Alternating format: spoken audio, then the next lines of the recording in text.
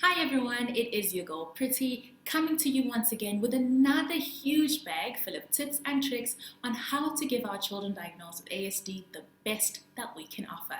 As you may remember from our previous video where we created social stories to explain those tough and tricky social situations to our kids. If you haven't watched that video yet, then do yourself a favor and go back to our previous video to watch Social Stories Part 1. And for all of you champs who have watched the first video, let me waste no more of your time and get on with today's video.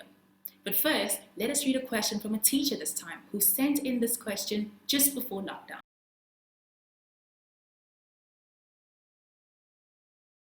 Greetings, AIMS Online.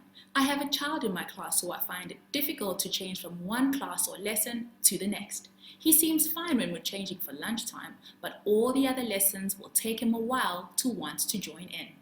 I recently found out from his parents that he absolutely adores Batman the superhero. How can I use his love for Batman to get him into class without decorating my whole class with Batman figures? Please help me, Miss Susan.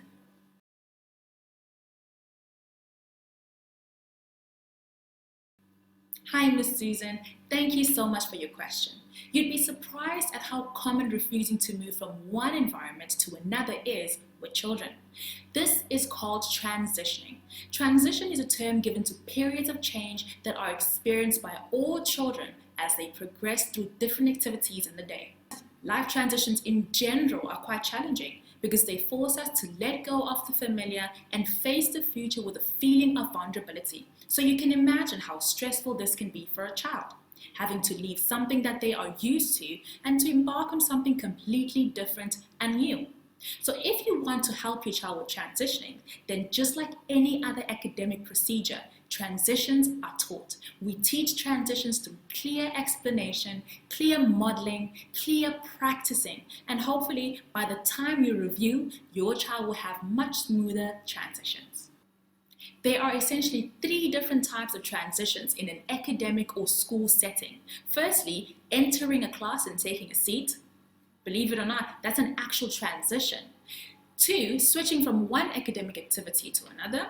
And lastly, exiting a class. These are three different types of transitions. And so sometimes children may have a hard time transitioning because they have not yet finished the task that they have been busy with, or maybe because they need a bit more time to process the need for change. Maybe because they need a visual or mental plan of what's going to happen next, or just a common lack of motivation. Whatever the reason may be, trouble transitioning is very common when children need to embrace and prepare for change. Now, I'm very proud of teachers and professionals, caregivers and parents who patiently try out different strategies just to help their child to adapt to change. Those strategies could be preparing the child for change, maybe by giving the child advance warnings of how long the activity will be, maybe using timers and countdowns. Secondly, using a visual schedule to show the child what will be done first and what will come after that.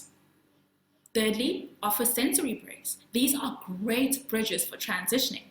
Fourthly, using transitional objects such as stuffed animals, blankets, perhaps a doll, or something that just works for that child. Number 5, teach transition songs. These are actually quite great for helping children to move from one environment to another.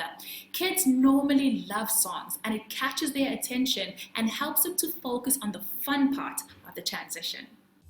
Line up at the door while we count to 4. 1, 2, 3, 4.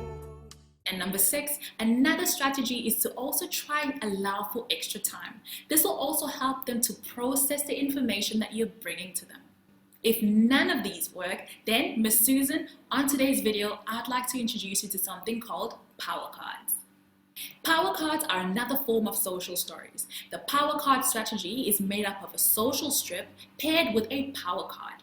A power card uses the child's special interest, a character, or perhaps a hero to make sense of the routines and social situations and general unwritten social rules. You can teach any set of skills using a power card. It is a proactive strategy that you can use before a difficult situation happens, and the actual card will act as a motivation. So, enough talking, let's do this.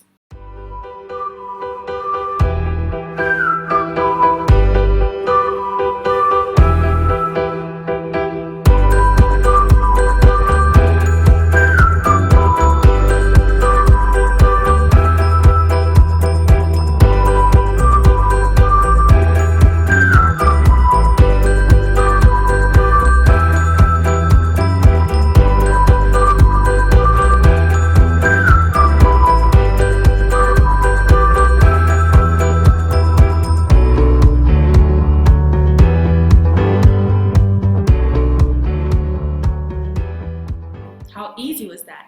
Now, before I go, remember the key factors of the successful implementation of any strategy, the 3 C's.